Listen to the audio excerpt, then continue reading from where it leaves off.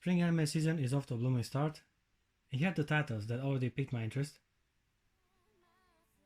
Hajigatsu no Cinderella 9, and this one is the only one that I will mispronounce, is an anime about sports, specifically baseball. It all takes place in a former all-girls school that only recently has permitted a baseball club to form. Not sure who the main character is. I like to think that the little girl with cat ears outfit is the protagonist, but again, blue-eyed, blonde, and well-stacked, gets roughly the same amount of screen time. This is more of a peaceful show, with emphasis on character development rather than the game itself, which in my opinion is the best road to take when all prominent players are high school girls. I mean, wow, look at all these female students playing with balls. Don't really understand the title. It has the word Cinderella in it, but I doubt any of them has like 3 stepsisters and a fairy godmother. So yeah, doubt the anime will be as successful as One Out, but whenever I feel like passing out, I'll make sure to play an episode of this. You know, a girl who chants love at the bound of this world. Now this one's a blast. Aside the unnecessary long title, the show really got me hooked from the start. First of all, the protagonist seems like a cool guy. He's forward, naughty, and a little perverted too. He has a sense of humor, takes things lightly, and he's mostly sarcastic whenever faced with serious situations. Appreciate your understanding. I like him, in a he sucks ass kind of way. Needless to say, I like the story so far. It was all made enjoyable and engaging thanks to the charismatic main character and an abundance of girls surrounding him. Don't you know? I'd make you feel better again. Last time I checked, the anime is not a harem, but I'm extremely pleased by the disproportionate boy-to-female ratio. Just from the cover alone, I had a feeling this show might be entertaining. It has hot teachers wearing S&M attire, hot stepmoms, a tsundere princess. I'll never understand how you can get under my skin so easily. Maybe it's just that time of the month. A transfer new hottie, and a mysterious blonde blue elf chick that before even uttering a word, kisses the protagonist. For some strange reason I have a Steins Gate vibe from all this, with one dude time traveling, or in this case going to parallel worlds, to influence undesirable future outcomes. Also some reindeer in the darkness elements can be traced in the show structure. The brunette female transfer student warns the protagonist of her calamity, and short after, the main character finds himself in some danger. I like all the anime I've been drawn parallels to, and this one looks very promising. We never learn. Gotta address the art style right away. Although colorful, simplistic and bright, it's not necessarily appealing, at least for my taste. Anyhow, we are talking about a harem anime, the best the industry has to offer, therefore I'm slightly inclined to prioritize this one. Now I can't help but notice some similarities with this year's winter release, the quintessential quintuplets. Some hardworking, financially unstable, exemplary student just so happens to be assigned with the task of tutoring a variety of girls, becoming a harem king in the process. We also have a little sister that cooks for him, and only one of his parents is still around. Otherwise this show does its own thing. The girls that need to be taught some lessons are actually diligent, responsible, and talented students. 現代文、古文、漢文においてトップをひた走る文学の森の眠り姫こと古橋文乃。 The problem though is that each one of them excels only one subject, being otherwise complete flops. An interesting premise. Let's see how it develops. The protagonist seems pretty cool, and I do like how responsible and respectful he is despite his young age. One thing I have to say, his sister has a crush on him, and I'm rather excited to see where that goes. お兄ちゃんからよその女の匂いがする。は？って何言ってんだ水木。 Didn't want to include this one initially, because I consider 10 to 12 minutes episodes to be pointless, but the show is a frontrunner of this spring anime season, and the ecchi tag made it hard to resist from at least giving it a try. Ao-chan can study as a female protagonist, with honesty towards men, especially ones from her class. It's all a facade, of course. A beautiful, intelligent girl like her is bound to attract some presentable pretenders. もう男子が増えた。性欲の塊の男どもが。 Beauty is power, and even though she tries to deny her biological advantages, it is very unlikely not to think about your urges, especially as a teenager. I like that we get a female point of view on puberty.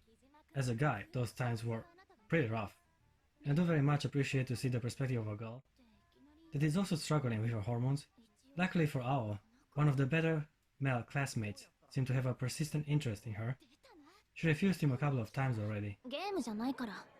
木島くん、あっち行ってくれる？Ah, 木島が振られたぞ。 But he ain't giving up that easy. Anyhow, they have an overall good dynamic, and I can only assume that he will be her love interest throughout the show. And the show-length episodes continue with this title called Why the Hell Are You Here, Teacher? Really not a fan of this format, but this one is also ecchi, so the thrill of fanservice makes me forget what's left of my principles. Not sure what to make of the story. It does seem a pretty captivating first episode. As the title suggests, the show is more or less centered around implausible situations between a hot teacher and a student. The woman in question is feared throughout the school and perceived by many as a tyrant, enforcing discipline with an iron fist. And now the protagonist has various chances to witness her vulnerable feminine side. ほてってるせいか妙に色っぽいな。 She is a tsundere, as it is the easiest archetype to tease, but she's not the only attractive teacher around. We also get introduced to another member of the school staff that is cheerful, optimistic, and innocent looking. So far, 2 myths in one episode, and consider the absurdity and compromising positions the first one had to endure. I'm very inclined to keep track of this anime. Magi's Grandson is another one of them anime with an English title, and somewhat cliché story of being unexpectedly integrated in another world.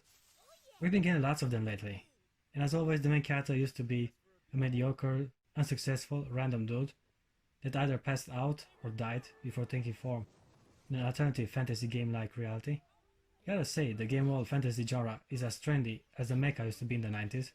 My hypothesis is that it all started with Sword Art Online, but that's a topic for another video.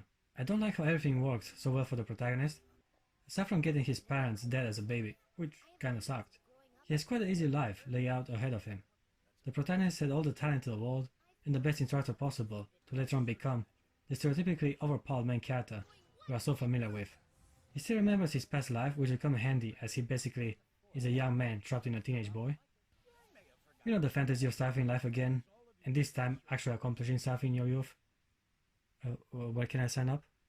Now the premise is cool and all, but where are the titties? Living in the woods with an old man and his middle-aged pals really narrows down the probability of a chance encounter to pretty much zero. Being aware of that, the show immediately creates an opportunity for the protagonist to attend an academy where he most likely will get all the pussy he can grab. I mean, he knows the headmaster personally, and frankly, I don't believe a word regarding that bullshit meritocracy policy the school is supposed to be enforcing. Will you get 2 nice pair of tits right at the end of the first episode? How are you so cute? So going to the city wasn't all for nothing, after all. To be honest, I wasn't even gonna give Blade of Demon Destruction a try, but curiosity got the best of me, and damn, this anime looks pretty badass. I love the art style.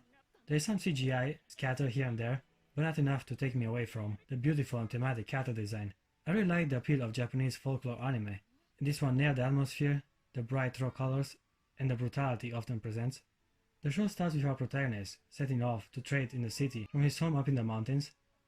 We get a glimpse of this traditional family. These are definitely different times, as he seems to have 5 siblings all crammed together in a little house with his mother. How is this a good idea? I mean, his dad is dead, and yet they still haven't decided to search some sort of protection in the nearby town.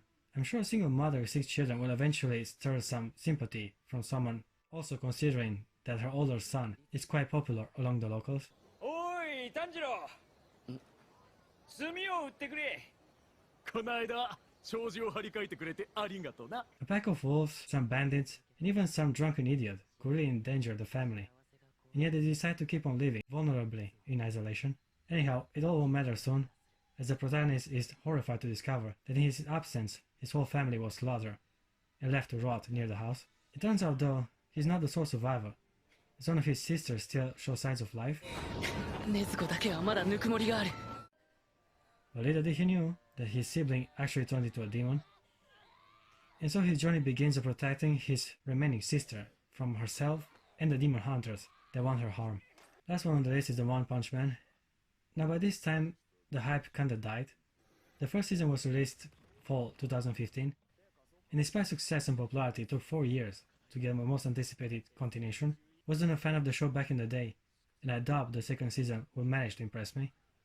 Don't get me wrong, I'm not a hater.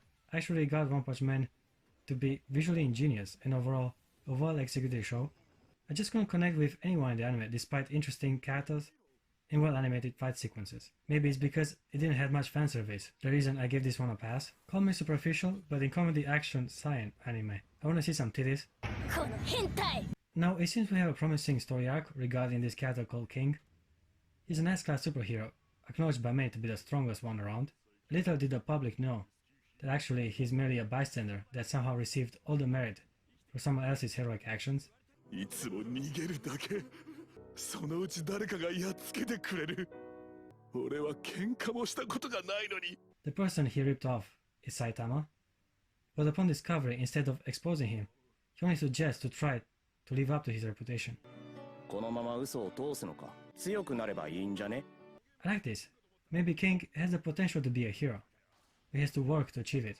Since Genos has his own personal vendetta, it would be a nice idea to have King walk in Saitama's footsteps. Or maybe I'm just overthinking it, but as I said, I keep an eye out for One Punch Man. Okay guys, there are definitely more good anime to talk about. However, these are the titles that interest me the most. So far, spring anime looks pretty badass.